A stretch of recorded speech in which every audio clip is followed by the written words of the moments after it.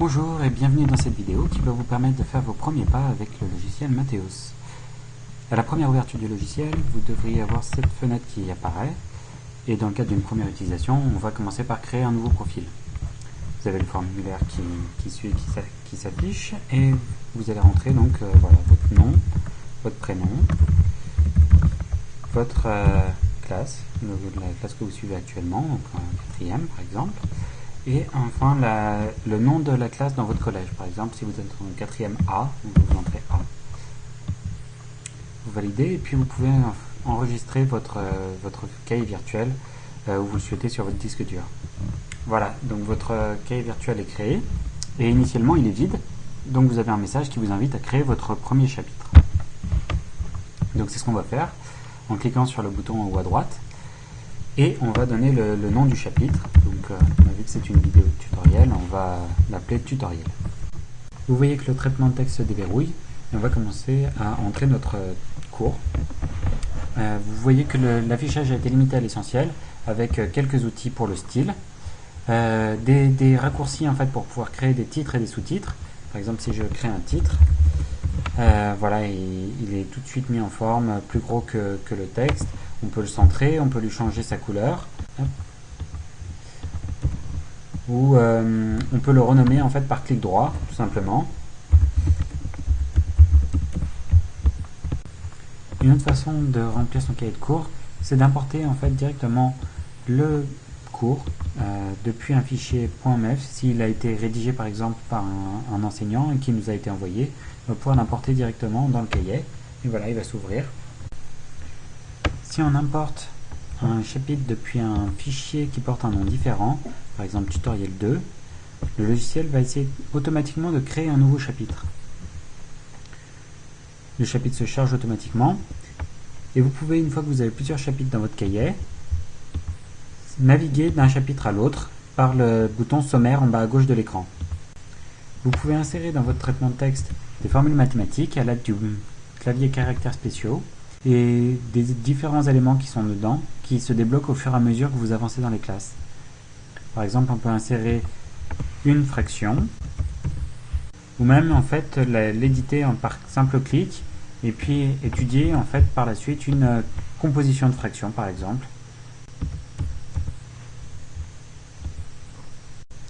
Si vous insérez une formule mathématique dans votre traitement de texte et qu'il y a du texte autour, vous pouvez en fait préciser l'alignement de la fraction simplement par clic droit sur la fraction et en utilisant l'outil alignement. Le cahier d'exercice permet de réaliser des exercices dont l'énoncé peut être lu dans un livre ou importé depuis internet ou depuis n'importe quel fichier qui aurait été transmis par l'enseignant. Vous pouvez rédiger votre réponse à l'exercice et puis créer un nouvel exercice avec le bouton nouvel exercice. Les chapitres cours et exercices sont liés, c'est-à-dire que créer un chapitre dans le cahier d'exercice va aussi créer un chapitre dans le cahier de cours. Et vous pouvez naviguer de la même façon entre les deux à l'aide du sommaire.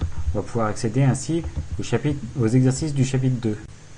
Enfin, l'onglet évaluation fonctionne indépendamment des deux autres et vous permet de rédiger des évaluations qui seront pré-remplies et qui vous permettront de définir si vous souhaitez créer une évaluation qui sera réalisée en classe, auquel cas vous n'aurez plus accès aux cours ni aux exercices, ou si vous voulez simplement faire un devoir à la maison.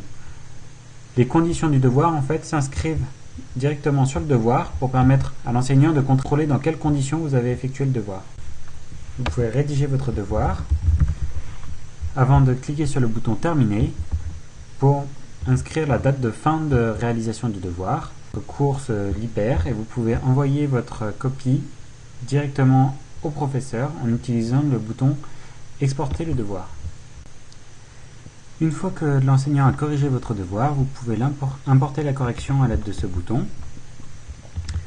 Vous récupérez votre devoir et il sera automatiquement installé dans votre cahier à la place du devoir que vous avez réalisé. Vous pouvez consulter la correction, la note que vous avez obtenue ou les points que vous avez reçus et les erreurs que vous avez faites. Si l'enseignant a pris la peine de faire un corrigé, vous pouvez le consulter grâce au bouton consulter le corrigé. Il s'affiche dans une fenêtre séparée et vous pouvez consulter donc les annotations qu'il peut avoir fait ou les corrections des exercices. Dans le cadre par exemple d'un devoir à la maison, vous pouvez être amené à devoir vous corriger vous-même, auquel cas le bouton correction va vous permettre d'obtenir les outils qui vous permettront de vous corriger. Vous pouvez par exemple rayer des mentions ou insérer des notes, un barème par exemple ou une note obtenue. À tout moment, vous pouvez agrandir la zone active à l'aide du bouton flèche ou utiliser le bouton zoom pour augmenter la taille des caractères. La partie 3 du logiciel fournit les outils permettant de réaliser les exercices.